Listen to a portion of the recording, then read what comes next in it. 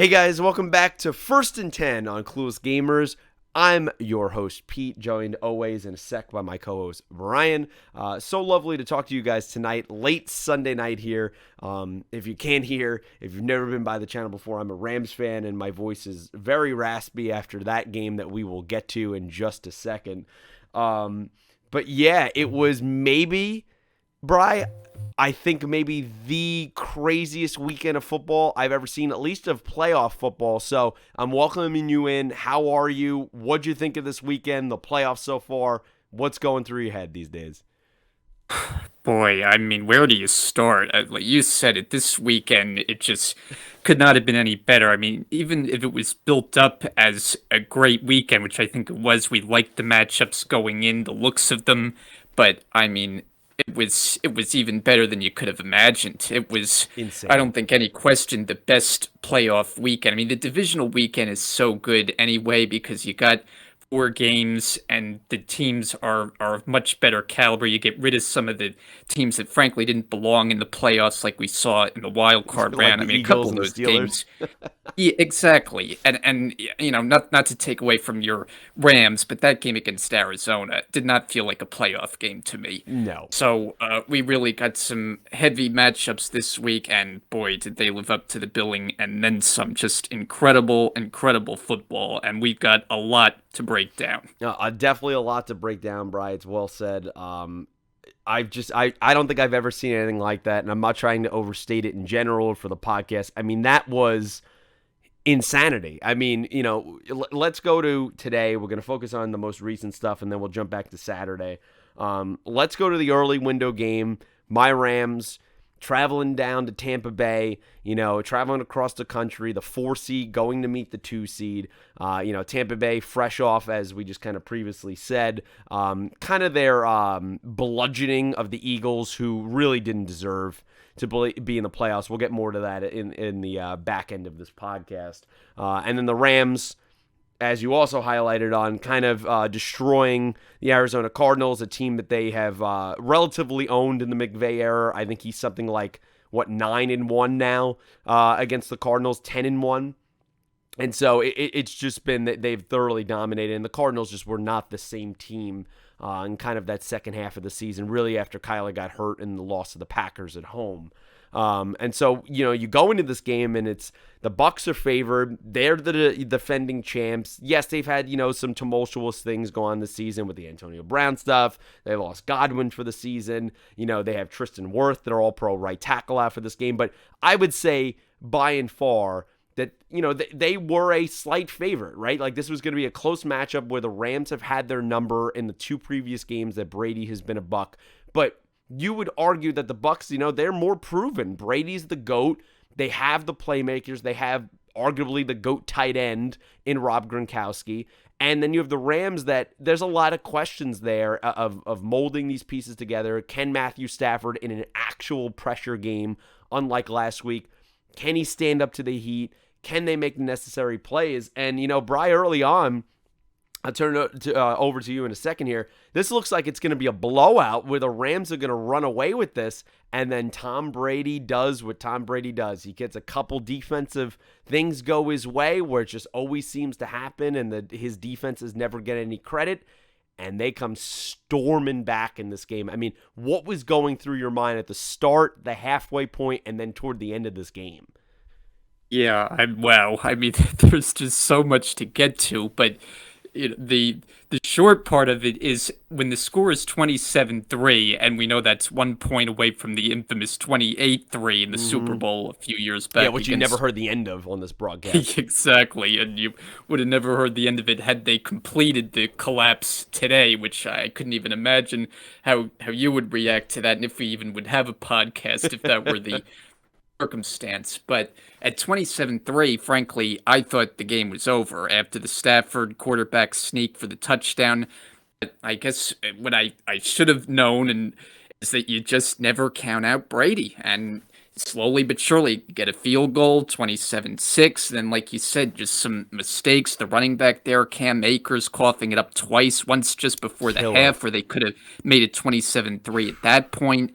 And then obviously the killer fumble later that led to the tying score on the Fournette touchdown. But yeah, just a lot of twists and turns. I mean, the thing that concerned me about the Bucks going in was the offensive line, the injuries that they had there, and then not having Chris Godwin, as you mentioned, who really is the go-to target for Brady. We know about Mike Evans, and he certainly had his impact in the game, but Godwin is a huge piece to that offense. So not having him, I think, really hurt them. And the other thing with the Bucks that I just couldn't get out of my head down the stretch of the season Hmm. were their performances against one, the Jets, in a game where the Yeah. Jets probably should have beaten them, and then the shutout at home against the Saints, where they lost 9-0. The Yeah. two very bizarre games that gave me pause about this Buccaneer team going into the playoffs. So that's why my pick was the Rams. And then, getting back to this game, I mean, what can you say? It really just came down to Cooper Cup. Who else? And a season that has just been legendary. Let's put it what it is. I mean, and I know he had a critical mistake in this game where he fumbled Hmm. when the Bucks were on their way coming back, but the big plays that he made, none bigger, of course, on the last drive, which I don't think you could even fully process that play because everything was just happening so fast where Stafford's sprinting down there to get the spike so you can get the field goal off. It's just a crazy range of emotions, but wow, I mean, in crunch time, it was that combination. That's really what stands out to me. Stafford to Cup, that's been the story all season, and here in the playoffs, it's continued. None bigger than today. I mean, just another great performance by him, and Stafford was just tremendous. I mean, the mistakes were not on Stafford. They were on Cup with the fumble, and Absolutely. Akers with the two fumbles, and the bad snap that led to the one turnover. Stafford played just a tremendous game, and even though the Bucks made it interesting. It's never going to be easy when Brady's on the other side, but your team pulled it out, and wow, what a game. I mean, Bry, as you said, I mean, there's just you talked about so much, and there's just so much even more to talk about. I mean, they had to Yeah. score. I was trying to look it up right here. You guys can let me know down below. They had to score something like 17 points off of Rams turnovers. I mean, it was just you want to talk about all-time potential meltdowns that this almost was. It is very a la. Obviously, the Falcons one is on the ultimate stage of the Super Bowl, right? This is the divisional round, so it's not the exact same weight, but it's still right up there of what this collapse would have been. And everyone was so worried about Stafford, how he throws kind of about 8 picks in the last 4 games of the season. We know he led the NFL with 4 pick sixes this season, and everyone was so worried that he's going to make the mistake. He's never won a playoff game. All right, he wins the one against Arizona, but the Rams own Arizona. He only throws for 202 yards. He only has 17 attempts. What did he really do? I heard all week, well, all these broadcasters, all these sports, so-called analysts, oh, they coddled Stafford. Oh, clearly this means McVay doesn't trust Stafford. Blah, blah, blah, blah, blah. And at the end of the day, the Rams win this game, have 4 turnovers, and none of them, as you highlighted to, are Stafford's fault. He played as well of a game, especially given the swings of momentum in this game, as you could imagine. And we'll get to his throw in that last, kind of drive at the end.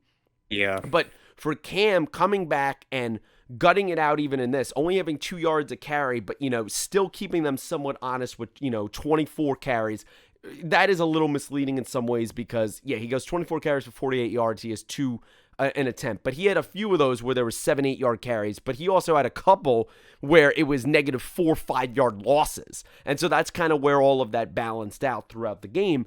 And, McVay was trying to stick to the run as much as possible. I was very surprised, I don't know if you were, that there was such a limit of Sony Michel in this game. I mean, he Yeah. hardly went to him the entire time, especially when Cam was kind of getting fumbleitis going out there. And you have a situation where the Rams are trying to keep it honest, but this Bucs run defense is so fantastic with these guys up front, with Sue, with Vea, with Levante David and Devin White. It's just almost impossible to run on them with the speed and size and strength that they have. And yet, what can be exploited? What did we see last year when Goff was the QB? What did we see here in week 3 when Stafford kind of lit them up for 4 touchdowns in SoFi? Is this secondary can be exploited. And you know what? There's no excuses. On the broadcast, they said this defense is together for the first time this season. every starter, everyone they imagined to be out there was out there today. So there's no excuse that, oh, well, Stafford went against, third stringers. No, these were the guys. These were the starters. This was the Super Bowl roster that won it just last year. Just, about 11 months ago or so. And he lit them up. That's how you have to look at it, because that is exactly what happened. And to overcome the Cup fumble, which I thought was the most shocking, which led to a touchdown, the two Cam Akers ones, the horrible miscommunication by Brian Allen, the center, of not listening to the snap count of his fellow guard over there. I don't know what he was doing. He's listening to Austin Corbett the entire game, who's mostly calling it out from the right guard spot. And then he just hikes the ball and Stafford's not ready. It goes 20 yards over his head. And not only do you get that field position, but the Rams don't even recover the ball. I mean, it was just a disastrous sequence. It was turning into a meltdown. And at the end of the day, Stafford, he steadies his hand. The game-tying touchdown happens on a great call that Brian Leftwich made. I thought everyone, including myself, thought they were going QB sneak there, because Brady is probably the greatest QB sneaker we've ever seen, and I think they would have picked it up. But to go for the throat there, to dodge that tackle of Travion Howard, the rookie, who almost had Fournette, but he's so strong to bring down, and to tie that game, I'm going to be honest, Brian, I thought the game was over. When they tied the game, I said, this is going to OT. They have all the momentum. This is over. I mean, how were you feeling in that moment when it was 27-all? Yeah, I mean, I have confidence in the Rams offense and in Stafford, but yeah, I mean, there's no denying the momentum at that point completely flipped in Tampa's favor. I probably, if I would have put me on the spot, I probably would have agreed with you and said overtime. But of course, before you get the bomb downfield to Cup, you get the 25 yards somewhere in there. 20 yard to Cup. Yeah, which was a huge play too. But the thing is, the Bucs defensively, the guy had how many 140 something catches this season? How do you? I think he ended up in 139 or 143. Let me look it up real quick. Yeah, something like that. But how, as the defense, do you allow him in that spot? It's bad. Really bad. Beat you? Yeah, it's inexplicable defense. I mean, and remember, this is also earlier in the game. He hits a 70-yarder on you on 3rd and 20. Right. Like, how are you not protecting against this guy? Wide open on that 145 play, just got completely free. Yeah, 145. Yeah, completely free. 3rd and 20. They take a shot where I think they're going to run maybe a crosser, get some yards, and just kind of try to improve the field position there. And they decide, I put it this way. McVay last week and this week, if there's been any questions outside of facing Kyle Shanahan, because that, we'll get to that later this week because that's a whole nother monster. But outside of facing Kyle Shanahan and the 49ers, is there any questions that McVay is a hell of a damn coach? He has 2 successful challenges last week that really changed the game and stopped the momentum for the Arizona Cardinals when they almost potentially got it. He was successful on both. And then he comes into this game, and where he's getting some heat in the game of, McVay went too conservative at the end. No, he made the exact correct calls of trying to run the ball, would I have liked to maybe seen a bubble screen or throw behind the line that kind of works, pseudo kind of a run, but it's a pass play? Sure. But being up 2 scores with less than 4 minutes to go, that is the game plan. He doesn't put into there that the Rams are going to turn the ball over and fumble it 4 times in this game, 3 in the second half. 4 if you want to include, because the first one was with about 13 seconds left in the first half. So you can't build that in. Fumbles are just one of those random things that ends up happening where it could be a great defensive play where they punch it out, but it's just one of those random stats, right? You don't know what way it's going to go. You can't predict it. It's not as calculated or explainable as an interception. Fumbles just kind of happen when you're in the scrum of it or the weather or whatever is going on. And to have that and to hold the team together, that you are able to call the plays he did, the 3rd and 20 in the first half that makes it 17-3. And at this last drive, we got to talk about this last drive, right? I mean, the Rams get the ball back with 42 seconds. The stadium in Tampa is rocking. I know you were watching it. The camera, they cut to one of the center cameras, and the camera is literally shaking. They can't even get a clear picture because the stands are hopping that much. Right. The place is going insane. And where I'm thinking, all right, they're going to run the ball here a little bit. They're going to kneel it.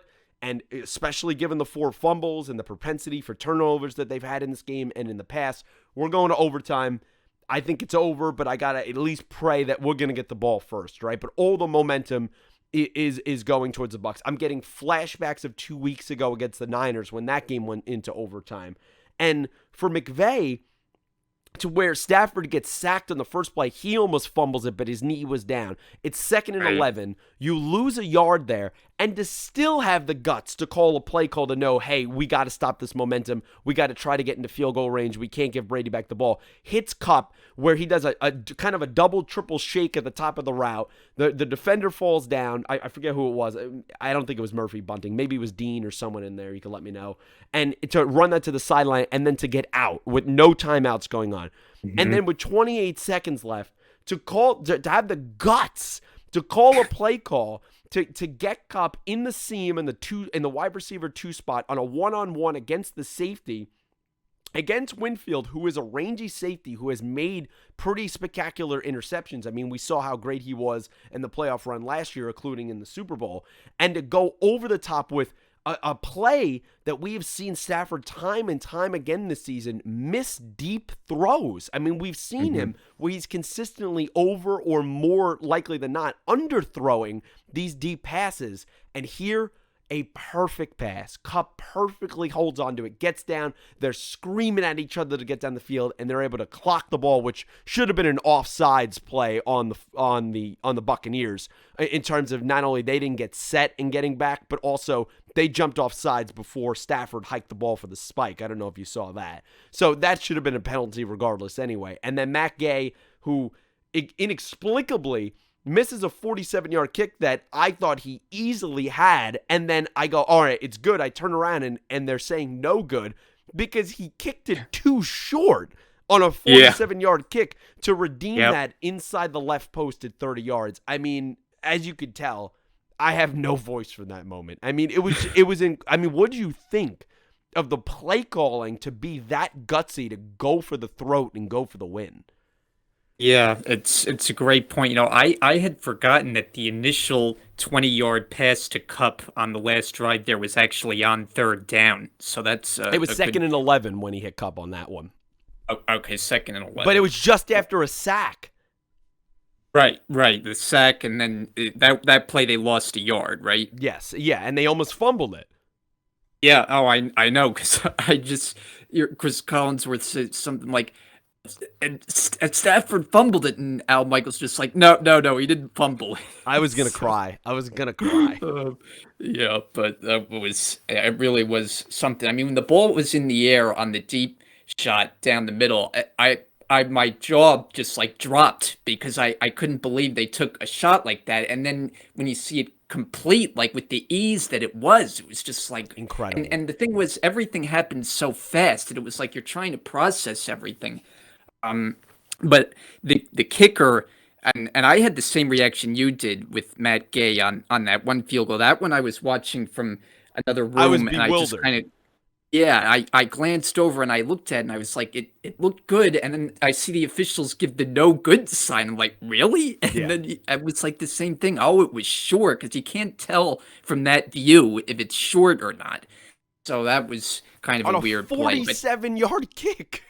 Yeah, but he's been a money kicker this year. Pro Bowl. So you had to have confidence going into that last kick. I was still nervous because he has a history here in Raymond James Stadium in Tampa Bay where he has not kicked well at all.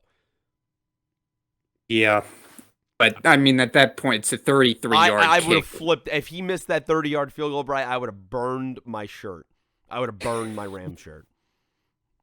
Yeah, I mean the thing is, there's so many other things you can talk about, and I know we got plenty of other things to Of get to, course. but the fact that Eric Weddle came out of retirement to join this team is And not another only that, story. almost cost the Rams on a gigantic play. Let's talk about that. You have a 4th and 14 play where the Bucks are going to Evans on the sideline. The pass is clearly broken up by Jalen Ramsey, and Weddle comes over and delivers a late hit that almost gets a helmet-to-helmet under the chin. They actually assess the penalty, but because it occurred after the play, like within milliseconds after the play, after the ball hit the ground, the Rams actually get the ball back, and the 15-yard penalty gets assessed there, and not giving it at the either a 15-yard penalty for an automatic first down, or it probably would have been a foul at the spot of where it ended up happening. So you want to talk about dodging a gigantic bullet even earlier then, and I believe that was the third quarter.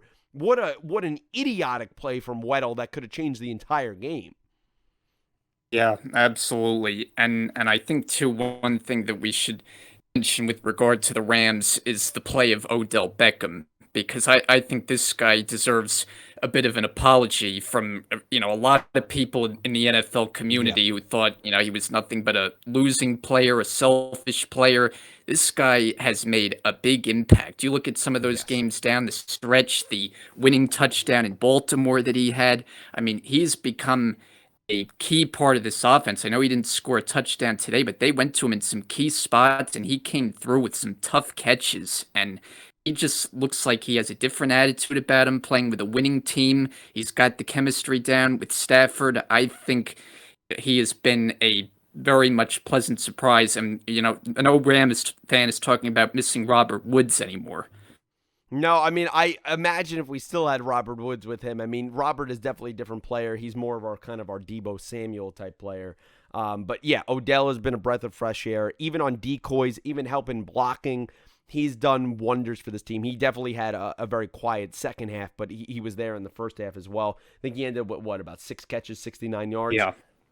But he made enough plays. He was great in the Arizona game, really, where you've seen kind of his skill set of catching it and running it and throwing it last week. And then, as you said in the Baltimore game, he not only had the game-winning touchdown, the previous play right before that, he saved the game on the 4th and 5. Amazing snag that he was able to hold on to as well. So he's definitely helped this team a lot. And I got to give a shout out to him. Obviously, Higbee I thought played really well in this game. Yep. Van Jefferson made a couple key plays, and he was really really solid in terms of blocking and having decoys. But there's no way, Bry, that we don't finish talking about this game, at least for me, without giving props to this Rams defense and that Rams pass rush. I mean, a lot's going to be made about the collapse. That wasn't their fault. I mean, the Rams offense with their fumbles is giving the Bucs short field after short field after short field. This defense was there. It made the plays, especially when the Bucs were doing the normal driving of the field.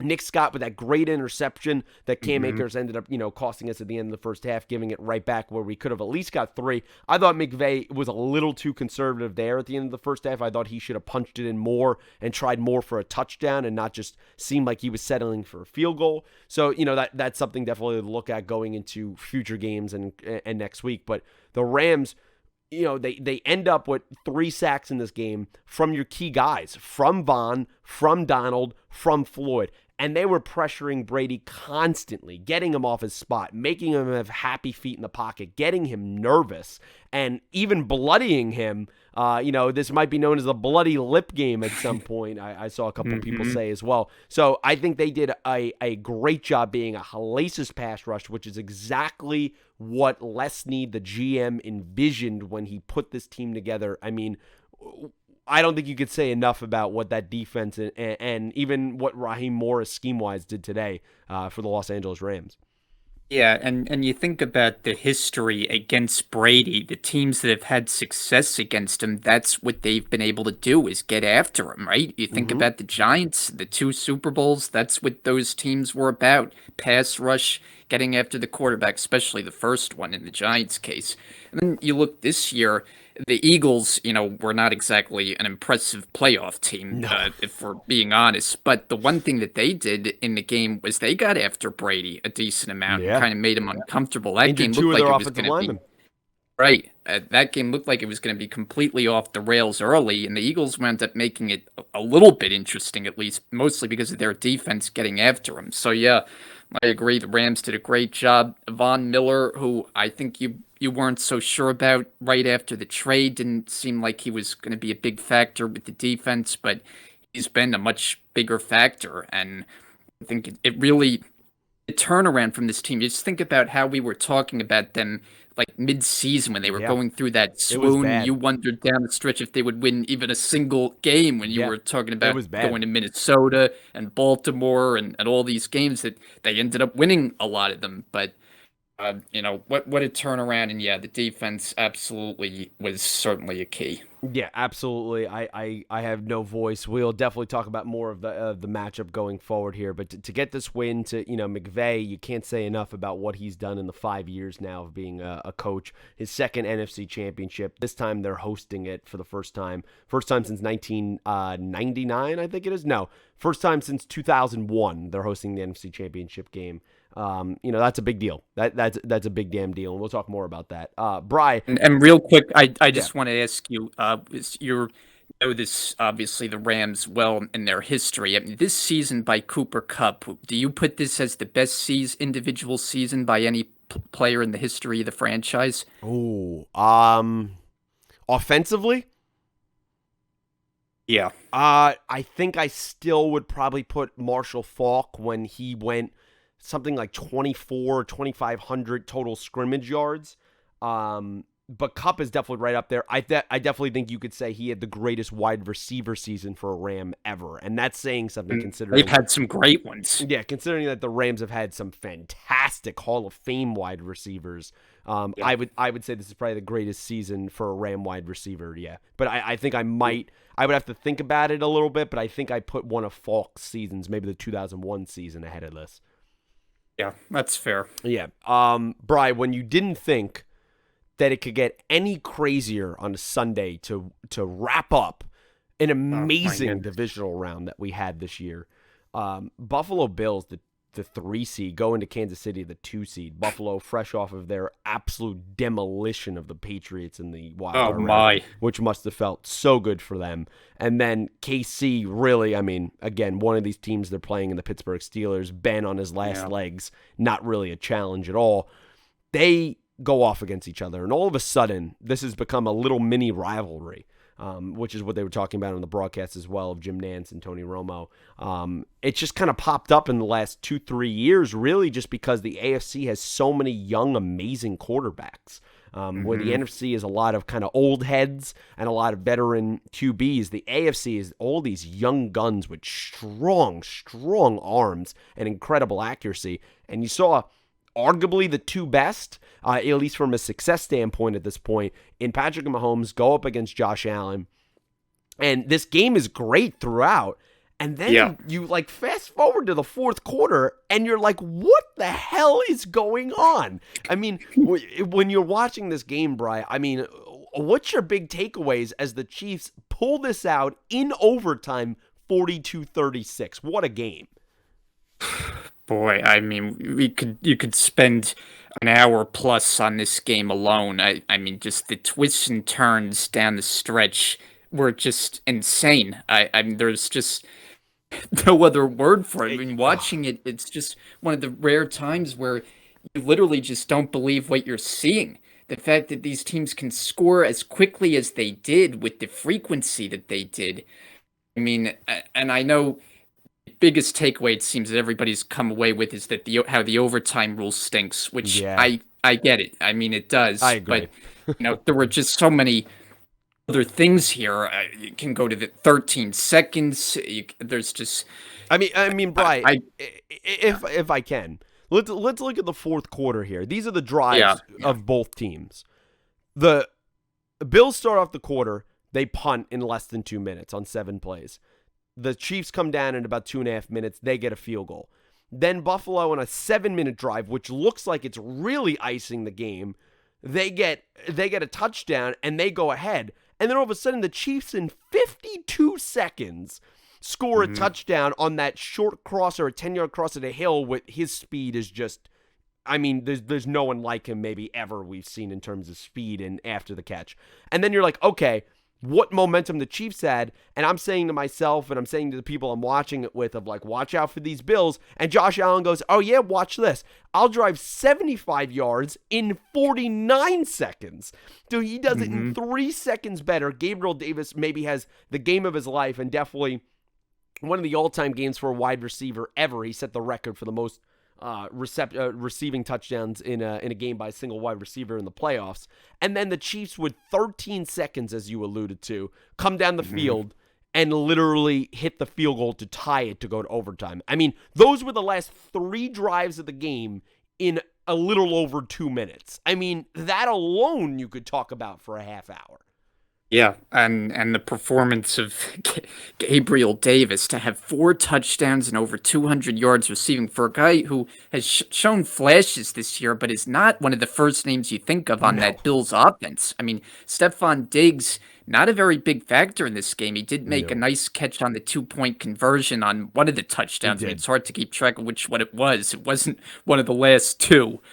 But, I mean, that was a good play, but clearly Davis stepped up in a huge way. And a couple times I'm watching these plays and it's like, how did he get so wide open on the 4th down play when the Chiefs corner falls down and he hits him in stride in the end zone? And then, yeah, the Tyreek Hill play, which you mentioned, we've seen him make those kind of plays, it seems like dozens of times. I mean, he's just that dynamic of a player. Watching Josh Allen in this game, the thing I took away, even in a losing effort, I would say he might be the most physically gifted player at the position. I agree. That's not to say that he's the best, because I certainly don't think he's the best, but physically gifted, what he can do at his size, running and throwing the ball, I don't think there's anybody else who has that kind of skill set. I mean, it really is something to watch. No, there's another gear to that guy. Yeah, and I know he can make some mistakes. He might not be quite as accurate with the ball as some guys, but I mean, the physical gifts are just extraordinary with him. And what a performance to go toe-to-toe with Mahomes. It was just exceptional to watch those two work and to answer each other's drives. But let's get to the 13 seconds, because that really is the key. After he throws the touchdown over the middle to Davis to go up 36-33, I texted you just with the nuttiness of this game. Yeah. I was like, the Chiefs are going to get in field goal range. And I don't know if I 100% believed it, but I was like, I'll put it out there. We'll see what happens. 13 seconds, and only the Chiefs and Patrick Mahomes. And I texted you, and I said, in 13 seconds, man, that's going to be tough. Yeah, and of course, I mean, I knew it would be tough, but it's just, you had that feeling if there's one team that can do it and one player who can do it, it's Mahomes. And what happens? Little dump off to Tyreek Hill, uses his speed to turn it into close to a 20-yard play. And you get the perfect throw to Kelsey, sets him up right down near the 30. 2 plays, boom, boom, and they're there for a chance at a 49-yard field goal. Now, Butker had kind of a shaky game. He's been a great kicker, but really not great in this game.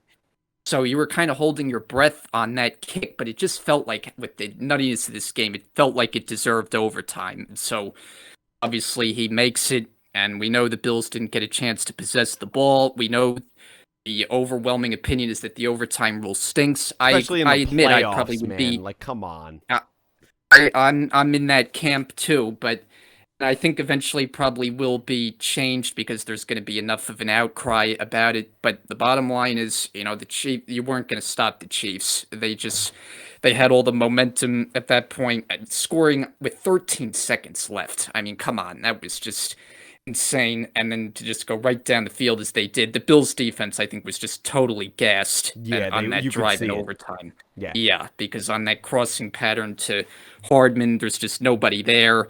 And then he hits Kelsey. And the weird thing after the game-winning touchdown is you think the game's over, and then all of a sudden it's like, hold everything. Did he get both feet? And I thought it was pretty obvious that it was a catch. Yeah, so that was kind of a little perplexing. They just wanted to be sure. Yeah, which I can understand. But, I mean, I think we covered it pretty well, the play-by-play I there at mean, the end. And I just wanted to say a final point of like, as you say, the yeah, Bills defense gas. The Bills defense coming into this game, clearly the better of the two defenses. Then you have Tyrann Mathieu gets knocked out of this game very early on. He gets an unfortunate knee to the head. He's out with a concussion. We'll see his status for next week. And you see the Bills and Josh Allen, especially with Gabriel Davis, exploiting the back end, the secondary of the Chiefs. And the Bills, that defense was a letdown. For the way Josh Allen played, for how much he gutted it out, and he was almost flawless in his two, ends up only being his only two playoff games. You got to look at Sean McDermott. You got to look at that side of the ball. And as being a defensive specialist, of having the talent that they do on that defense, I know this is Mahomes, but you have to look at them and go, you cost us this football game. I mean, at least that's how I see it. Do you see it that way? yeah, I mean, you really can't put hardly any blame on the offense. It almost played a flawless game. So yeah, I mean, when you come in to the game with those kind of ranks, and they had like number one ranks in a lot of categories on defense, you got to play better. Like you said, I know it's against the Chiefs and all the weapons that they have, but especially, I mean, you got to be able to get a stop with 13 13 seconds seconds left. left. I mean, that's inexcusable. I don't care how tired you are. I don't care what QB you're going against. You cannot let a team get into field goal range in 13 seconds to tie the game when your season's on the line. They had to travel 44 yards in 13 seconds. You just can't let that happen, regardless if they have timeouts or not. It just does not. Doesn't matter. And they go to the two reliable players in Hill and Kelsey on that drive. Yeah, and honestly, I was thinking after the touchdown before the game tying field goal when the Bills took the lead and everyone at that point thinks they're gonna win. I was kind of doing a little bit of projecting forward, and I'm thinking, boy, this team really might win the whole thing this year. I just kind of got that feeling about them. Cincinnati, we know, they're not going to lay down. They're a confident group. They've had their own good story this year, but I would feel very confident about the Bills being able to take care of them at home next week. Mm-hmm. And now against your Rams or the 49ers, I'm thinking, they seem to have it all together with a win like that at Arrowhead. I was really thinking something special headed for this Bills team, and to see it end with a thud like it did just has to leave that fan base completely stinging. Yeah, another heartbreaker for Bills fans, for the Bills Mafia. And one final point I wanted to make, I want to get your opinion on. I was talking to someone on Twitter about, Mahomes, and I think there's been a lot of talk this season, rightfully so. We've talked about it on this podcast as well. The Chiefs just don't look right, right? That offense just hasn't looked right. It hasn't taken time to gel like they normally have. And in this game, I think that was, I won't say put to bed in these last couple of weeks, but definitely they have turned a switch, and you see what they have been able to do and what they used to be in what Patrick Mahomes and kind of his MVP season. And I made the comment of saying, are people who were questioning if Mahomes is still that guy, are they questioning it now? And then I had a conversation with someone who was like, oh, well, I believe Josh Allen is better. If you switch these two QBs, like put them on the opposite team, I think by and far Josh Allen is going to kill it with Hill and Kelsey. And now, while I don't disagree that he would be successful, I think that's still discounting Mahomes in one aspect of that he couldn't do it without these two guys, when I think he clearly has proven that when they've been out with injuries. And two, it's not like the Bills' offensive pieces are a bunch of nobodies. I mean, there's some all pros over there like Stephon Diggs. You saw what Gabriel Davis could do. You know what Dawson Knox, the tight end, can do. So I kind of disagree with that statement. I mean, where do you kind of come down on that? Yeah, I mean, you have to still give the edge to Mahomes. After all, he is a Super Bowl winner, and Josh Allen still has a long way to go before he gets there, and it's not easy. The Super Bowls is how we score quarterbacks, it seems, and I know that's not the only thing. And Mahomes has put up ridiculous numbers, as we all know. The thing to me that I think separates them when you look at this season is they kind of changed their identity on offense a little bit They needed as to. this year has gone on, as they had their struggles or the protection didn't hold up as well, and kind of had a lot more intermediate type passes, a lot more kind of catch and run, getting the receivers in space, whereas in years past they were just bludgeoning people with the deep balls over the heads of defensive backs. So I think the fact that they kind of changed how they run their offense and to see Mahomes have the success that he had after some struggle, I think that says a lot about the player that he is, that he can make those kind of adjustments. Yeah, it's a credit to him, to Reed, to Eric Bieniemy, the offensive coordinator. Really, the Bucks showed everyone in the NFL that last season when were doing that kind of cover two shell, trying not to allow the deep ball. And I think Mahomes had a couple moments where you look like in this game he wanted to throw it deep, and then he threw the check down. And I think those were really smart plays, and you have to give credit to that. I think that's a great point by you. If he doesn't do that in this game, they don't win. And it still shows that when you do that, you will find moments to take your shots. You can give the ball to your superstar athletes like a Hill on a 10-yard crosser, and he turns into a 64-yard touchdown. So you got to just kind of take what the defense gives you, and eventually the cracks will reveal themselves where you're able to take that deep shot. But his whole play is what makes them the favorites right now and what makes them the absolute threat once again as they advance to their fourth straight AFC championship game. It's just an incredible run that the Chiefs are on right now. Bri, let's switch over to the Saturday games. And we're going to jump over to the first one here, which all these games were incredible. We go to the Cincinnati Bengals, right? Fresh off of their first playoff win in about 31 years or some crazy crap like that. And they knock off the Las Vegas Raiders, right? Good game, goes down to the wire. They intercept Derek Carr at the end, and they're able to win it and hang on. But they suffered, a few injuries there on defense. So, there was question marks of what was going to happen and how far can this team really go. And then they go up to the number 1 seed in the Titans, who really, I thought, to me, have been incredibly impressive. All the injuries they dealt with. If you want to have a little spoiler session for me, I think for me, Mike Vrabel is the coach of the year. And to have them go into Tennessee, pull this one off on a last-second field goal with a rookie kicker out of the University of Florida, if I so say so myself, 19-16 to hang on there. Burrow sacked 9 times, Bri. Only one other QB in history has ever won a playoff game being sacked 9 times. I mean, what did you take from this game? Was this more of Cincinnati showing some grit, or was this Tennessee just collapsing? I think it's probably a combination of both. One thing is, like, when I think back to these games, is it feels like so long ago, considering all that took place today. It's almost hard to go back to yesterday and recall all of the things that went down because of the craziness that we saw today. But that's just what made it as wild of a weekend as it was. But yeah, I mean, Cincinnati, I picked them to win. I liked where they were at. That you just get the sense they're a really confident group. And I think that really starts with the quarterback, Joe Burrow, who just oozes confidence. I mean, maybe almost too much at times. But it was an impressive performance by them. I think, the narrative coming in was the Titans getting Derrick Henry back, that he would be the ultimate difference maker to put them over the top. The Titans, kind of a strange season, I thought, because, they had so many big wins against elite teams. And I think that's probably what led you to believe they would win this game. The fact that they beat the Rams and they beat all these different teams. Remember, they beat all 3 of the remaining teams that were in the playoffs. They beat the Bengals, the Chiefs, and the Bills all in the regular season. Yeah. But then you look at, and they slipped up against Houston, and of course lost to the Jets early in the season. So there were really some strange games. That's why it was kind of hard for me to get a read on this team. So that's kind of where I thought with Cincinnati, and Jamar Chase proved to be a big difference maker. What else is new? I mean, the guy just had a rookie season for the ages.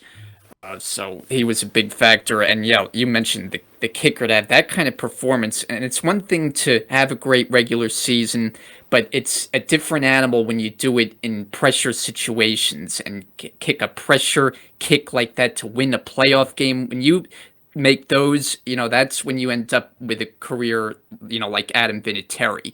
So this guy is going to be around a long time. and he was arguably the MVP of the game for The Cincinnati to last make 2 weeks. 4 field goals. Yeah, including the game winner, and like you said, you know him well from watching him in college, and that was one of the big takeaways was his performance. Yeah, I always, when I think of him, unfortunately, I remember a lot of great kicks, but I also remember this one kick he missed against LSU in the fog after we blew the game with the famous Marco Wilson, who's now an Arizona Cardinal defensive back, when he threw the shoe. When that whole thing happened, when the game was over, and then he ended up, we get another chance, and and he missed the kick, but definitely was happy for him on Saturday that, even last week in Las Vegas, when he was playing Cincinnati, going against Las Vegas, he had incredible kicks there. And to just do this with the confidence that he had, I don't know if you saw this, there's a little soundbite after the game where Joe Burrow was recounting a situation where McPherson walks over to backup QB Brandon Allen and goes, right before the kick, to win the game, literally goes, yeah, it looks like we're going to the AFC Championship. I mean, was that confident that even Yep. before he kicked it, that it was a done deal. So I kind of like that little bit of swagger from a kicker and being able to have that ability. But yeah, this is all about, for me, yes, did the defense for the Bengals play well? Sure, right? But I think that is more an indictment on some of the play calling out of the Titans, and then also just let's just call it what it is, piss poor play from Ryan Tannehill. I mean, he was bad, and we'll get to that in a second. But for Burrow, and I looked it up, it was Warren Moon, I think was the last one, who was sacked 9 times to win a game. The first person that was sacked 8 or more times in a playoff game was Joe Burrow here since Donovan McNabb in 2003 to win a playoff game. So, I mean, we're talking about things that just do not happen. When you look at a stat sheet, Bri, and you see a guy has been sacked 8, 9 times, I mean, you were overwhelmingly thinking not only that team lost the game, but they probably lost by at least double digits, at least 2 scores. And to hold on there, to show the grit, to show even when he wasn't getting sacked, all the shots that Burrow took in passing it, all the shots there was one I remember distinctly. I don't know. I forget what quarter it was, maybe the second quarter. I don't know if you know the one I'm talking about. But it was a play that it was whistled dead a little too late, and Burrow took a shot to his right knee from the side, and that was a play that was just dead. And like it didn't count. There was nothing that happened. And so he was taking a lot of lumps in this game. And, and this Bengals offensive line we've talked about throughout the year, even before in the offseason, it's just not good. We were saying that even leading up to the draft, when I was saying that, they should probably draft Penei Sewell. We saw what a great rookie year he had over there in Detroit. That debate is still kind of ongoing right now, right? Because Jamar Chase has been so impactful. So it's like, well, that ended up being a good pick. But then you also look at Burrow getting annihilated. And even in a win, you don't want him to turn out to be the next Andrew Luck, where he's going to have to cut his career short taking that many shots. So that was kind of my takeaway of this game, of showing even more his grit, his heart, his just propensity to make timely, big-time throws. And then, as you said, what can you not say about not only Jamar Chase, but T. Higgins? I mean, just there's so many weapons on this Bengals offense. It's very Mahomes-like with the Chiefs or with Josh Allen and the Bills. Like, there is some serious young firepower here in the AFC. Yeah, and that's the thing is when defenses key in on Chase, then boom, you have another guy, the number 2 receiver in Higgins, who is better than your average number 2. I mean, he could be a number 1 on some teams. So he certainly made his presence felt in the game. And yeah, I mean, it's one thing if you were to get sacked 9 times and you're a veteran and you can win a game, but you're in your second career playoff Really, your start. first year. Yeah, and your first time in the playoffs, and to get hit that many times, not just with the sacks, but like you said, the other hits that he had in the game, and it just keep getting up and to deliver downfield as he did, that says a lot about the player that Joe Burrow is. And, you were talking earlier about the wealth of quarterbacks in the AFC, and Burrow right there.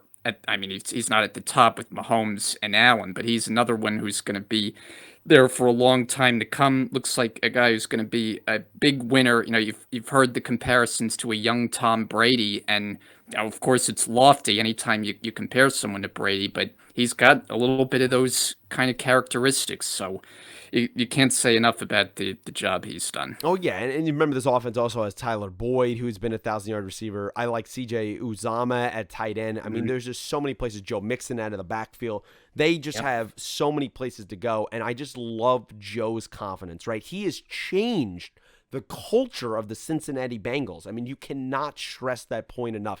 He's brought that up many times throughout the season, and even in these playoffs, of when reporters have asked. He has said the whole idea of the Bungles of being a downtrodden franchise, that's over. It's done. We are a different team. This is a different franchise with a different future going in a different direction. And he's trying to make that point over and over again. And you know what? He not only makes the point, but he keeps showing it week in and week out, especially in these playoffs. You can't say enough about what he was able to do. I thought the defense was great. I thought, and I highlight, I believe, one of our past podcasts, Trey Hendrickson in the Hmm. offseason, I said, was going to be one of those huge free agency moves that they got him for New Orleans. He was injured last week. He gets banged up. He comes back in this game. He's been a fantastic kind of trend tone setter on that defense. It's just been an all around different experience here of what the Bengals are. But Bri, before we wrap up this game, I want to talk about Ryan Tannehill, and I want to talk about some of the play calling here for the Titans. Particularly, let's go to there's a play here. I believe it's in the fourth quarter. It's 3rd and 1. And instead of running the ball with Derrick Henry, really right up the gut, right? Or running a power or something like that, they run an RPO where, it's kind of actually, it's more of a read zone play where they run a read zone play where Tannehill ends up keeping the ball and he gets stuffed. I mean, I just didn't understand why you would run that play there, especially if you had the idea that you're going to go for it on 4th down. Then to come back on 4th down and run it up the middle with Henry, which is what you should have done on the previous down. And in this case, Yeah. I think you should maybe run kind of a sprint option right and throw maybe a little pass out to Brown or to the fullback or something. I thought that was really questionable play calling there that ended up really killing the momentum of the Titans and not leading to a scoring drive and at least taking more time off the clock. And then just the mistakes, Bri. I mean, you get that huge run early in the late in the 3rd quarter where Foreman is Hmm. relieving Henry. He gets that gigantic run. It gets stopped, and then Tannehill with Mike Hilton in his face, the former Steeler, he throws an inexplicable interception. I mean, Yeah. how do you evaluate the Titans' offense on Saturday? Not very good, I think is the best way to put it. I mean, Tannehill to me is a player who is best served as a complementary player, in Yeah. that I think he's going to be more successful when you have the running game, which when their running game is clicking, it's one of the best in the league, as we know with Henry. And Tannehill certainly can have his moments, and they've got some good receivers on the outside, mainly with AJ Brown. Julio Jones wasn't as much of a factor as I thought he would be this season, but he's not a guy that you're going to want to drop back 35 times and just let him sling it all over the yard. He's not that kind of quarterback. So in a playoff game, where you have a pressure situation, it just looked like the moment got too big for him a couple times, and to have the mistakes that he made, when you make those kind of mistakes in a playoff game and you don't get the support with Henry. I mean, they did have some big runs in this game, but overall, it was a game where they put in the hands of Tannehill and he didn't get the job done. I honestly thought, in a coaching perspective and play calling again, if you clearly seen that not only they had a mission, the Bengals, to block up Henry, but also he didn't seem, and maybe you felt differently, he just didn't seem, coming off his first game here, this being his first game back, he didn't seem the same, right? Which makes sense. He's kind of got to settle into the role that he's coming back off a major injury. Why not run Foreman more? Why not run some Hilliard more, right? Like, I felt like they should have mixed it up a little bit more, especially when you know the limitations of Ryan Tannehill. And then he throws a great pass. A.J. Brown has a great game. He threw that great pass on 2nd and 16 that ended up tying the game after that questionable pick by Hooker, which I don't know where you came down on that. You could speak to in a second. But I just thought there was there was just an inability to adapt from the Titans offense. And then that final pick with 20 seconds left where he throws it into coverage, Eli Apple makes a great play and it pops up in the air. There's just a lot of blame from that offensive side of the ball that has to go around because they threw away a great defensive performance from the Titans D.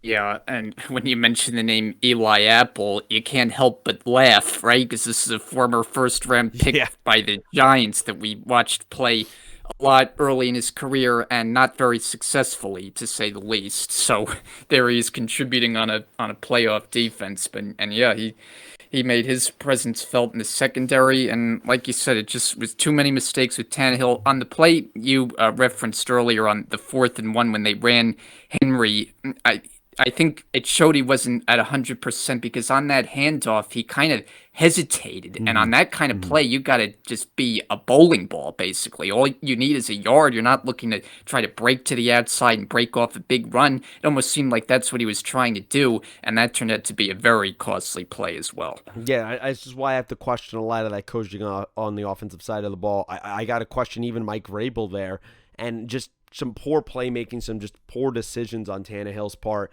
There just wasn't enough here. And when your defense gets a turnover, when your defense gets 9 sacks, when you're at home, when you're the number 1 seed in a low-scoring game, it just can't happen. And now, they had this whole idea that Julio Jones was going to be the missing piece. Well, I think they need to re-look at that and go, hey, I think we might need a better quarterback. And I don't think, given the deal that they've signed Tannehill to, that's going to happen. But we're going to have to watch going forward because I really like a lot of the pieces of this Titans team. It's just they don't seem that they can do enough when the chips are all pushed to the middle of the table to make enough plays to beat a lot of these young guns in the AFC. And, hey, it happened again. Brian, the final game, and I don't mean to say this in a negative way, but you could argue maybe the worst game out of these 4 games, even though there was a lot of entertainment still, it was the San Francisco 49ers, the 6th seed, who coming fresh off knocking off the 3 seed, the Cowboys, last week, which a game that shouldn't even have been as close as it was. The Niners were trying to give that game away. Garoppolo was trying to give that game away down the stretch. They come into the 1 seed, right? The Green Bay Packers, rested, guys coming back off an injury, open the game with a very impressive touchdown. And, Brian, would you believe that the Green Bay Packers at home, where the wind chill at the end of the game was -2, exactly where they kept saying, oh, Aaron Rodgers loves playing in the cold because the pass rush is slower and he feels quicker. That opening drive touchdown in the beginning of the first quarter was the only touchdown that the probably to be MVP for the second straight season got. I mean, the Niners pulling away with a 13-10 walk-off field goal in the snow in the second half with Robbie Gould. What was your main takeaway of this game, Bray? Yeah, I mean, it was a shocking result, really. I thought the Packers had what it took to be a Super Bowl team this year. I mean, they probably would have been my pick if I picked one team to win the whole thing, and it was just so surprising to see, especially like you talk about when you start the game and you go right down the field and it's just bing, bing, bing, hit Devontae Adams a couple times, boom, and then A.J. Dillon into the end zone, and you think the Packers are just going to be in cruise control. And then, like you said, all they managed the rest of the game is one measly field goal. They had another one blocked infamously, and of course the punt later in the game, which obviously just took the air completely out of the building. I mean, you could just hear the building, the shock in the building on that blocked punt. From that part of the field to allow that to happen and have it be recovered in the end zone is just mind-boggling. I don't think there's another way to put it, but the Packers, I mean, the Aaron Rodgers Packers have got to do more offensively. This was not a good Rodgers game. He threw for just over 200 yards, and what you forget is 75 of them came on one play to Aaron Jones out of the backfield, which, by the way, that play was probably nothing. Should have been a touchdown if the ball was thrown better. I mean, great point. If he hit him in stride, I think he's taking that the distance. Yep. Instead, Jones had to readjust to it, and it was a huge play, but it wasn't a touchdown because Rodgers didn't place the It ball wasn't perfectly. anything. It Usually ended up does. being Yeah, nothing. right. And so I mean, there just were not enough factors offensively. When you look at the final totals and you see Adams is going to get his, he's always going to get his with 9 catches, and Jones had the one big play, but Alan Lazard was a zero in this game, and nothing from the tight ends. So he didn't have a lot of places to go with the football, and that really was the shocking thing because this offense was just a well-oiled machine all year, and you thought with the way the game started, the fact that the Packers should be comfortable playing in their home elements, that they would be able to do more damage, and to see them go as silent as they did was really just stunning. I mean, Brian, there's some things we have to take away here. I think you made a lot of great points. I think a lot of analysts have not been making that point so far, that if Rodgers threw a better ball there to Jones, he's probably gone for a touchdown. That has to be highlighted. Let's not mince words. Rodgers was bad. He was bad. For his standards, for probably the second straight year that he's going to win MVP, to be a number one seed again. Not only they didn't even get to the championship game, they lost in the first game they played to a very, impressive, gritty team in the 49ers. But they're a 6 seed for a reason, Bri, because you see the limitations they have at quarterback, and we'll get to that quarterback in a second, in Jimmy Garoppolo. This is pathetic, Bri. I'm just going to be downright ruthless. This is absolutely pathetic. I know that front seven of the Niners is very impressive, but that back end can be had. It's been had by almost everyone in the league this year and in past years. You cannot score 3 freaking points after the first drive of the game where you score a touchdown on 12 plays. I mean, it's just not good enough. I mean, there is nothing about it. They were the overwhelming favorite, not even in the NFC, but in the entire league. The Vegas favorite, the fan favorite, the analyst favorite, everything. And the way your defense and the Green Bay Packers was playing, you do that for them? That's what you give them. And just, you have to question here, Brian. Like, we all know Rodgers is amazing, right? He's great. We get that. We know Davante Adams is amazing. He's probably the best receiver in football. But, Brian, you got to do more than really just throw to Davante Adams. I mean, this is something Mahomes get criticized of all the time, right? Oh, all he does is throw to Hill and Kelsey. Well, you know what? We saw it even tonight. When the chips are down and they need to make different plays, he can go to a Pringle. He can go to a Hardman.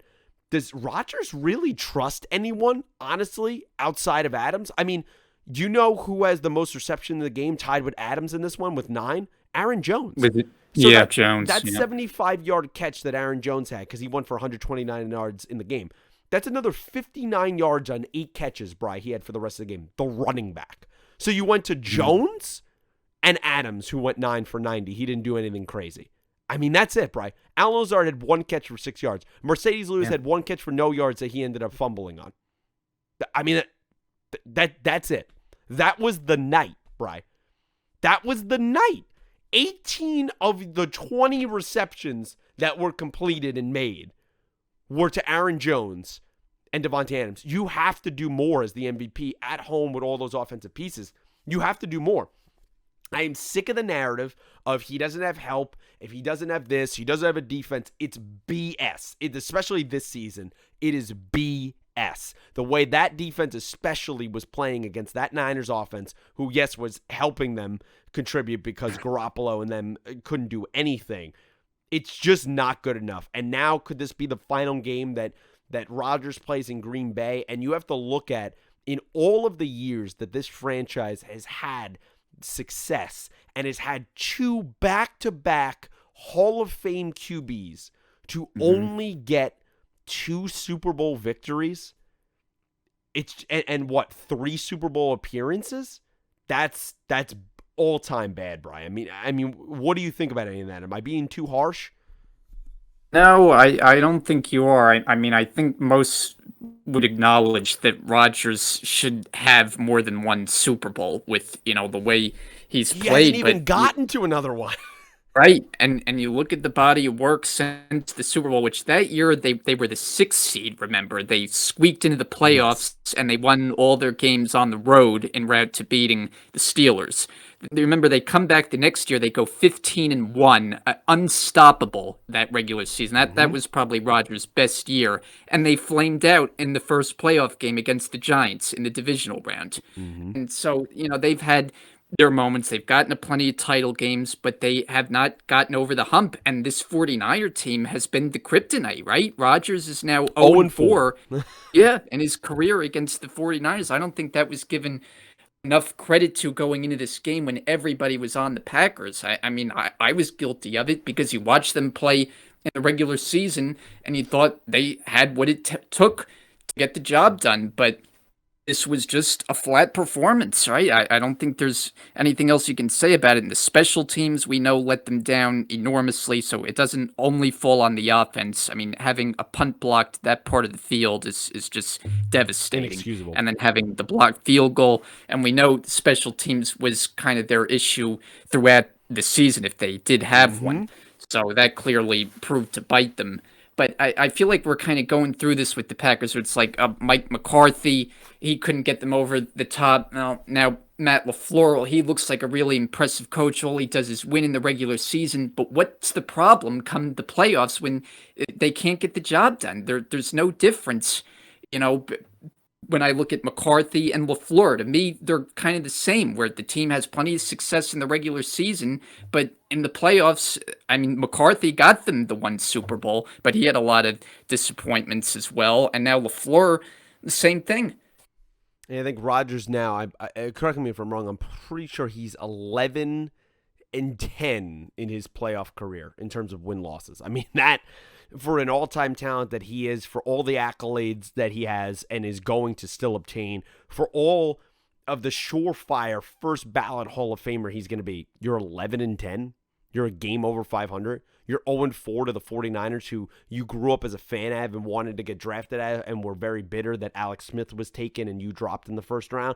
And yet, when push comes to shove in the playoffs, you can't beat them. No matter who the quarterback is, no matter who's on the defense, no matter anything, you cannot beat the 49ers on the road, at home, whatever it is.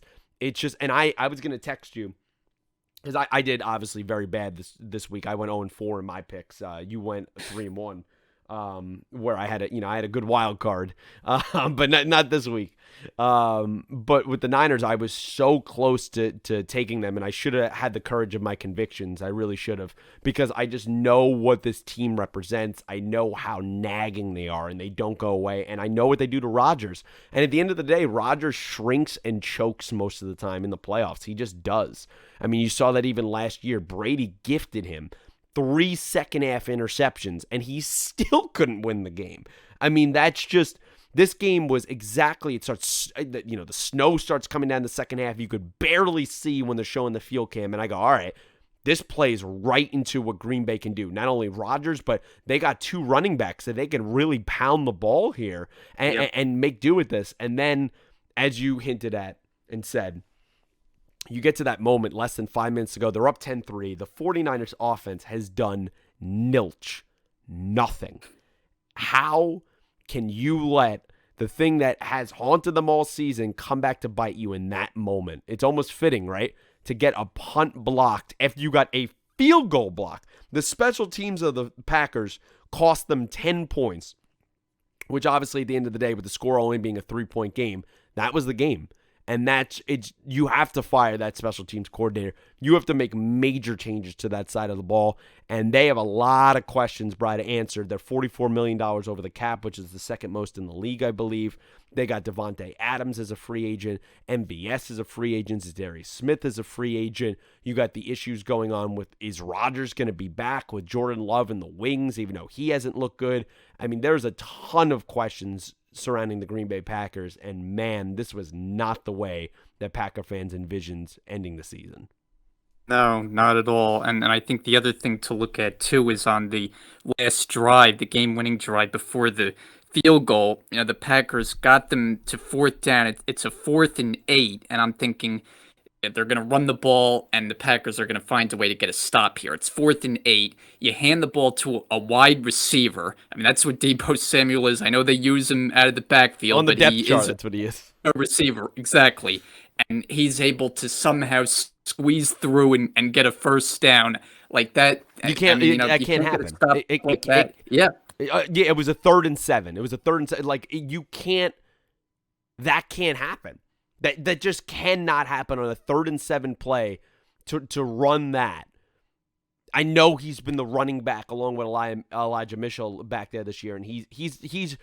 Could you? I think it's pretty easy to say. I know I've seen some people say this. Would you agree that he, pound for pound, just regardless of position, is the best player?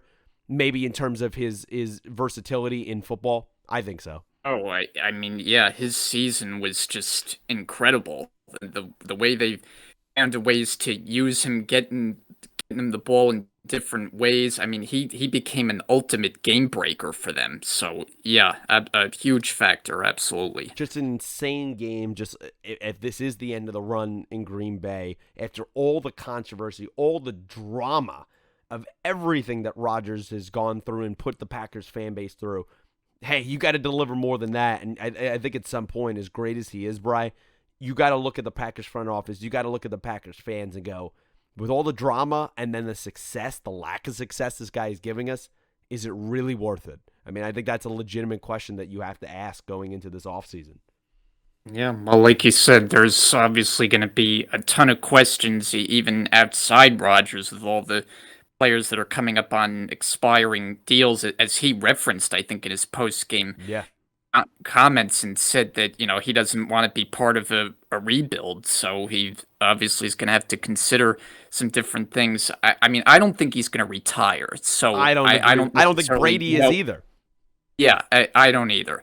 So I don't know that he ends up back in Green Bay. I mean, to me, it would be hard to envision him in another uniform, but I guess, anything's possible, especially with the way things have gone there. I just think he really kind of got humbled by this loss and this season with all his outspoken comments. And, we don't need to make a big story about it, but with the virus comments and everything like that, it was very easy for Twitter to jump on him after the game and after the loss and all the jokes, which, they are what they are. We know he has strong opinions. He's a different kind of personality. I don't root for him to lose because of that, but I think, he got a little bit humbled in that, basically the world doesn't revolve around you, and, he got it handed to him when probably least expected it. No, I think that's well said, and a final just point to wrap up, as I said, Garoppolo was horrible in this game. Let's just say it. He was horrible. The 49ers were dropping passes left and right. Kittle could have had maybe a walk-in touchdown that he had early in the game, if not at least a huge gain. The fact that you had all that going on and Rodgers still in the offense couldn't overcome that is just, it's bad. I mean, that defense for the Packers played so well. Rashawn Gary was playing out of his mind, and you gave them that. You gave them 3 points in the second half. You gave them 10 points overall. It's just not good enough. Yeah. So I mean, watching this game was like every time Garoppolo released the ball, it seemed like it was a near interception. Oh my, he looked nervous, didn't he? Yeah, and there were like 5 or 6 where he's like throwing a short out to, and it could have been a pick sideline. 6. Yeah, where like the corner jumps on it, and it seemed like that happened 3 or 4 times. But then when he did put it on the money, especially early, like you said, the Kittle play would have been a huge play. They had it set up perfectly, and Kittle, who's as we know, one of the better tight ends in the league, just flat dropped it. So they had a lot of miscues. It just seemed like all the ingredients were there for the Packers to just run away with it, and they turned in a flat performance. And they also had that red zone pick that Jimmy G had as well. It's just like, it was also frustrating watching this game because I had strong feelings, even though I picked the Packers, that the Niners were going to win. And that's kind of the setup I wanted. And I go, man, all of this stuff with Kittle dropping plays and Garoppolo playing like this, why does this never happen when they play the Rams? Like, never. Like, it never, ever happens. They always play their best games of the season So you watched against them us. come back from 17-point Yeah, deficits to yeah. yeah, we'll get to in another podcast. We'll get to the previewing the games. But guys, that's gonna kind of wrap us up. There's a lot to talk about. So if you stayed this long, I appreciate it. But I think this one was worth your money, even though there's no money involved in this podcast. I think it was worth your time per se, because there was so much to deep dive into. What an explosive, exciting, any adjective you want to describe for this divisional round this year. It was just absolutely fantastic. I still have no voice after the Rams game. So let's know what you thought of the divisional round and even the wild card round, week 18. I know we missed all that stuff down below. We're going to be back later this week, and I promise we will, to preview the conference championship games, both of those games and the 4 teams remaining. And we're also going to talk about a little bit about what's been going around the GM and head coach firings and hirings. There'll probably be some more news when we record, probably on Wednesday, and then this will probably be out. The new one will be out on Friday. This one will be out on Monday, tomorrow. So feel free to check that out. Like, subscribe to the channel. Share with your friends if you be so kind. Brian, as always, you have any last thoughts that you want to give? I appreciate you joining it on, my friend. Well, I think it was a given that this was probably the most fun one to do. I mean, we couldn't have picked a better time. I think we originally planned on doing it before the games to kind of do more of a preview, but I think it worked out great that we watched just 4 tremendous games and got to break it all down, and now have more time to look at next week. But yeah, just a blast to watch the football and to talk about it with you. Really enjoyed it. Congratulations to your Rams. I know you sweated out a lot, but rest up that voice, and we'll do it again later this week. Yeah, we'll definitely run it back this week. We definitely have a lot to talk about, man. There's so much coming, man, and no matter what even happens with the Rams, I'm just excited. I love football, man, and the NFL is just fantastic. So great product out there. Great things have been going on, even when the officiating has been questionable.